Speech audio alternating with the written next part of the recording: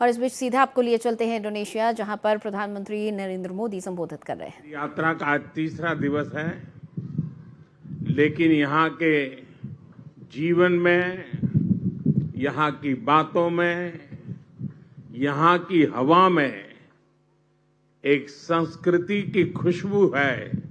वो खुशबू जो हम भारत की धरती पर पल पल अनुभव करते हैं। ये खुशबू हमारी सांस्कृतिक विरासत भी अपने आप में अपनत्व से जोड़ती है।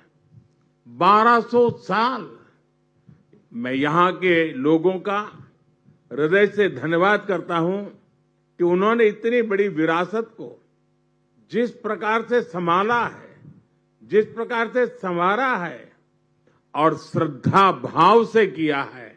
इसलिए मैं इंडोनेशिया के नागरिकों का भी और अब तक रहे हुए सभी शासकों का भी मैं हृदय से अभिनंदन करता हूं। अगर मैं लासा में कैलाश मानसरोवर की यात्रा करता हूं और आज मैं इंडोनेशिया के इस पवित्र टेम्पल में आता हूं, मैं देख रहा था एक ही गुंज महामृत्युंजय जाप यहां हो रहा था। ओम नमः शिवाय का उच्चारण हर कोई कर रहा था। ये अपने आप में हृदय को स्पर्श करने वाला था। और मैं देख रहा हूं कि योग्यकार्ता के इस भव्य मंदिर कॉम्प्लेक्स में अब जब हम पुनर्निर्माण का काम करने जा रहे हैं और ये यूनेस्को का वर्ल्ड हेरिटेज है, मुझे पूरा विश्वास है आज के बाद भारत के यात्री तो यहां जरूर आएंगे। दुनिया के दूर दूर क्षेत्रों में कहीं पर भी जाएं, हमें कहीं न कहीं भारत की सांस्कृतिक विरासत के दर्शन होते हैं। ये पूरे साउथ ईस्ट एशिया का दूसरा सबसे बड़ा हमारी विरासत की पहचान है। इस मंदिर में भगवान शिव, मां दुर्गा और गणेश जी की प्रतिमाएं हैं। सदियों तक इस मंदिर में बहुत आस्था से पूजा होती रही है। आज मुझे भी इस मंदिर के दर्शन और बिल्कुल शास्त्रोक्त रूप से पूजन करने का सौभाग्य मिला है।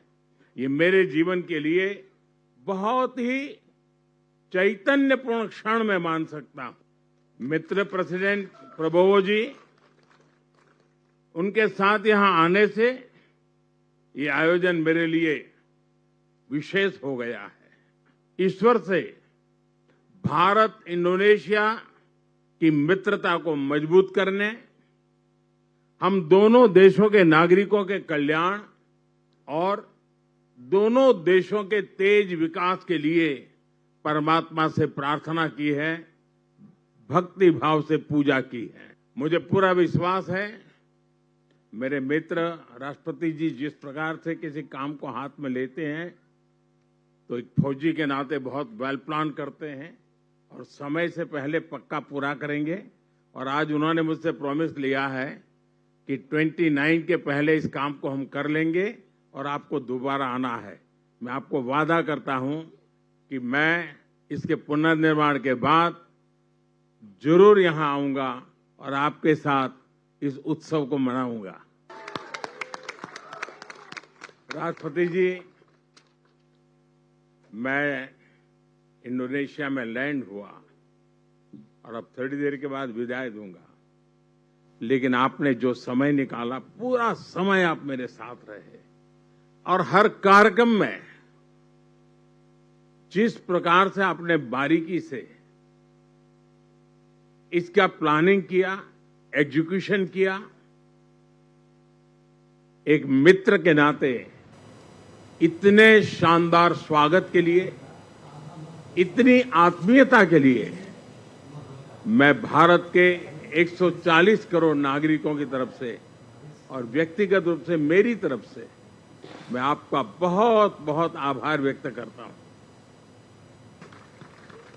बहुत बहुत धन्यवाद।